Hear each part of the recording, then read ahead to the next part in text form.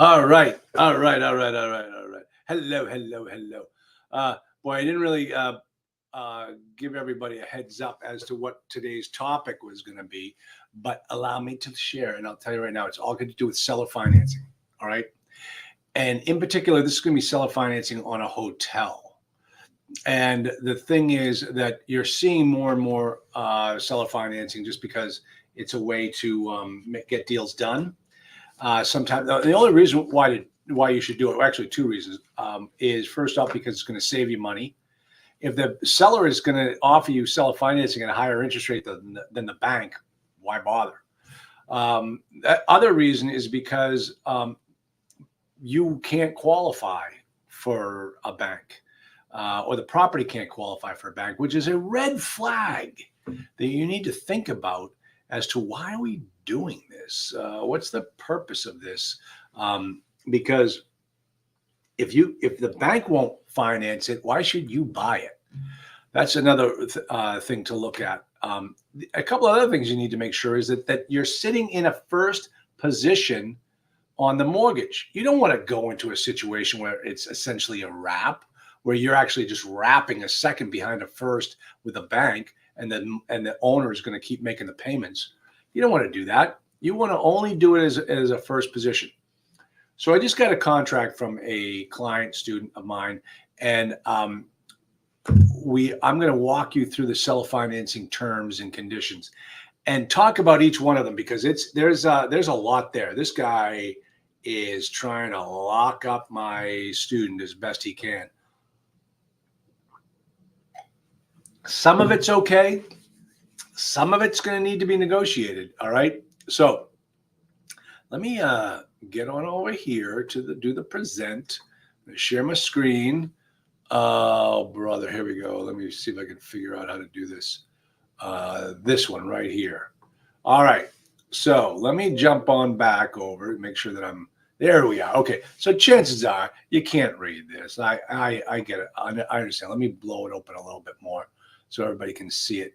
All right. So this is a sample contract wording for a seller financing. So if you might be reading this, you might not. I'm going to take you through each paragraph, and then we'll be done. That'll be the end of today's lesson. You'll enjoy it, and you'll learn a ton. So, seller shall provide buyer with financing for this transaction on terms and conditions set forth herein, the seller financing. Now, let me just back up and say that the reason why this is in the draft of the purchase and sale agreement is because we have already discussed it in the letter of intent. So if you are thinking about getting seller financing on a deal, you don't spring it on the other party at the purchase and sale level. If you had a letter of intent, the request for seller financing should first appear in the first document you send over. If it's a letter of intent, that's where it should appear. As part of the purchase price in paragraph 1A, the buyer will execute and deliver to seller at closing a promissory note from the buyer in the principal amount of X. That's a seller financing amount. Now, just so you understand how financing works, if you don't, I'm going to explain it to you right now from a legal standpoint, there is a note, a promissory note. Everyone has one. If you have a mortgage, you have a note. If you have borrowed money from a bank, you have a note. The note is a document between you and the other party. That's it. It's not collateralized with anything. It's just a promise to pay. One person is a note maker. One person is the note maker, and the other one is the note maker. Oh gosh, somebody type it in. I forgot what the other party is from a legal standpoint.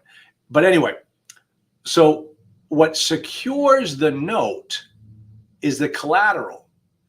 What secures the collateral is the mortgage.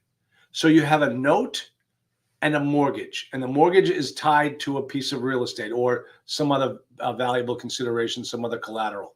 So those are the two documents. That's how they work together. If you don't have a mortgage, that's called an unsecured note. All right. Now, all secured notes have mortgages. They're tied to some form of collateral. So that's what you see here. Let's see. The note shall be amortized over 20 years. Okay, so right away, folks, I got a problem with this. It's a private note. Why are we amortizing it? Chances are this guy's going to only want this property back very quickly. So why don't we just do an interest-only deal? But I'm saying that without having read all the way through the terms and conditions of the note. We'll have to see if this note is a 20-year note or what. But I'm going to keep in the back of my mind that amortization period. I don't want to pay it down like it's an amortizing note.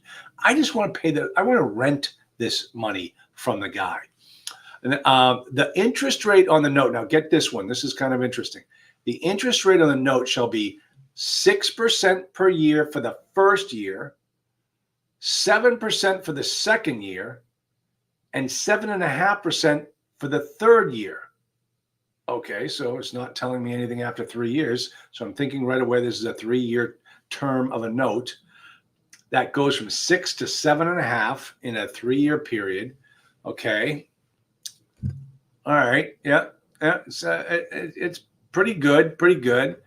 Payments on the note shall begin 30 days after closing and made in monthly installments of interest only for the first 6 months of the note, and principal and interest thereafter. A payment schedule is attached as Exhibit B. Okay, so that's kind of interesting. So I get interest only for the first 6 months, and the guy wants me to start paying back principal over the next 2.5 years. All right, we'll see how those numbers work. That's the most important thing, is we want to see how these numbers work. Let me jump on back over here. All right, now, payment of the note, okay, shall be secured by a valid purchase money first mortgage. There's the key. This guy is telling me that I will be in a first position on that property. Bravo. In the amount equal to the note. This is a balloon mortgage. After accounting for all payments made under the terms of the note, the remaining principal balance and accrued interest shall be due on or before the 3rd anniversary of the maturity date. All right. Privilege of prepayment does not apply. Ooh, in bold, no less. That's kind of interesting, because I'll tell you, I've never seen it sold that way before. No prepayment penalty. Just no prepayment. This guy wants 3 years of interest and mortgage payments coming back to him. Hey, he's the bank. He gets to make the rules. There will be a 5% late charge on any installment not received within 10 days of its due date. Buyer is required to make all payments due under the note to seller via ACH withdrawal. The mortgage will be due on sale of the property or assumable with seller's approval in its sole discretion. Now, that particular wording, I'm not so keen on. I would say something in its sole discretion and without unreasonable denials. We'll work on a wording there. But the guy can't just say, no, I'm not going to assume it. Well, listen, somebody has to sell it. The guy wants the note. You can go underwrite the guy all you want. But, if he's as good as I am, let me out. During the entire term of the mortgage, buyer at its sole cost and expense will keep the property insured against loss or damage by fire or against loss or damage by other risks and hazards under a commercial policy, ensuring full replacement value and general liability for the mutual benefit of buyer and seller in the aggregate amount of $5 million and $5 million. Taxes and insurance shall be escrowed and paid over to buyer to seller on a monthly basis. Okay, so one of the things that I really want to put in here is you got to talk about who's going to hold the escrow. I don't necessarily want him holding the taxes. I don't necessarily want him holding the insurance premium. So that's part of the problem here. But I can tell you, this guy knows what he's doing. This guy is he a shark? No, but he's certainly taking a making it very good, giving the guy a good run for his money on this seller financing, not in a bad way, just in a legitimate, this is obviously a sophisticated seller because he's hitting all the right notes. I might not want to play that tune, but he's hitting all the right notes. If I were to draft a seller financing arrangement for one of my clients, it would look a lot like this. It really would. This guy is doing it right. All right. So let's talk about these last couple of paragraphs, and then I've got to go and actually make some comments on this document and get it back to my client because he wants to buy this property, and I don't blame him. But this next part is crucial. Let's read it. Payment and performance under the note shall be personally guaranteed by buyer's principal as follows. 100% of the amount due and owing for the first year. So if you blow it in the first year, that guy can come after that $4 million plus. 75% of the risk for the second year and 50% for the third year. So it's a sliding scale for recourse. That's pretty good. I think I could live with that. The reason why I could live with it is, I know how to do due diligence. I get through the due diligence. I know whether this property is really worth that much. And if I buy it and I don't, I screw it up, man, I got to screw it up pretty bad in a 3-year period to lose 50%. So I'm okay. In the event of any uncured default of buyer during the life of the note, the guarantee of buyer's principal hereunder shall revert to 100% of the amount due and owing thereunder. Okay? So let me explain that section. There's going to be a note. Remember, I told you, note and mortgage. So far, all we've talked about is the mortgage. Now we get to talk about the note. There are going to be terms in that note that are what are called EODs, events of default. And that's where we have to comply with the terms of the note.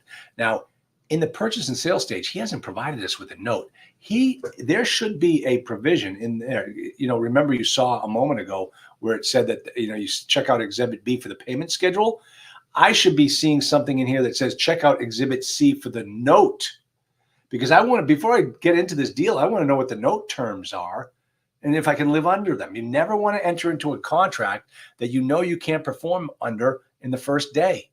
And so I don't know. So he should be telling me what the note is in the exhibit of this purchase and sale contract. Now, on request of buyer, seller in its sole discretion may extend the term of the note and mortgage for a period of up to 2 years following the maturity date. If extended, the interest rate on the note shall be 8% for the 4th year, 9% for the 5th year. Okay. I don't like the fact that it's at his sole discretion, because if I'm going to look to get out of this contract, it's because I need more time. There's something wrong going on. I can't get financing anywhere else. And if I can't refinance it, this guy gets his property back and I lose out on $1 million that I put in there. So I don't like that extension being at his sole discretion. We're going to fix that. So, but that is how you look at these seller financing deals. You got to be smart about it, folks. Don't try to do it on your own. If you need a lawyer, gosh, come sign up with my program. I look at all of my clients. Actually, the other day I offered to my clients, so many of them were coming back to me with stupid situations they got themselves into that could have been so easily resolved if they had just spoken to an attorney. I'm like, guys, why didn't you call me? What? Well, this has got nothing to do with multifamily. This had to do with a note deal that I did 3 years ago. I said, I don't care. You're a client of mine. I don't want to see you get hurt. Give me a call. Let me know what you're doing. I'll walk you through it. Just had it the other day on a deal where the syndicator, my client, who I'm invested with him in this deal, he loses one whole building to fire. Total loss. Replacement cost is going to kick in. He says, hey, I'm about to sign on with a contractor to do these things. I said, let me take a look at the contract. There's no contract. $1.6 million. No contract. I'm like, no. Stop. You were not. Well, the guy needs it by the end of the month. No, he does not need it by the end of the month. No, you have a $1.6 million bank account, and of course, everybody wants to come at you. So he and I are going to sit down there. We're going to put together a construction agreement, a construction contract for the builders, put it back out to bid, make sure each builder will live up to the terms of this contract. Then we'll go into contract and they can start the process.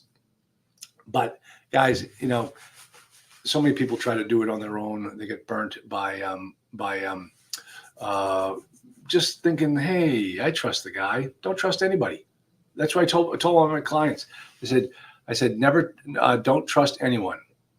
And I remember one guy says, but Charlie, that means you don't want me to trust you. I said, yeah, my rule has no exception. Get things in writing, get things signed, and you can be fine. And if you don't, well, shame on you. All right, that is it. I hope this was helpful. Seller financing can be a good thing. Make sure you understand it. This particular provision, let me tell you, it's a good contract. It's a well worded, well drafted contract, and I'm going to go through it, make sure that my client is protected, and then give them a thumbs up or a thumbs down. And because this happens to be through the hotel cohort, I'm going to be a partner in this deal. I'm going to get out there and close this deal and put another hotel on the block for us. All right, folks, great to see you all. Thank you so much for coming. And don't forget, next Tuesday, more multifamily news. Oh, there was a new story that I can't wait to share with you next Tuesday. See you next Tuesday at 4 p.m. See ya. Bye-bye.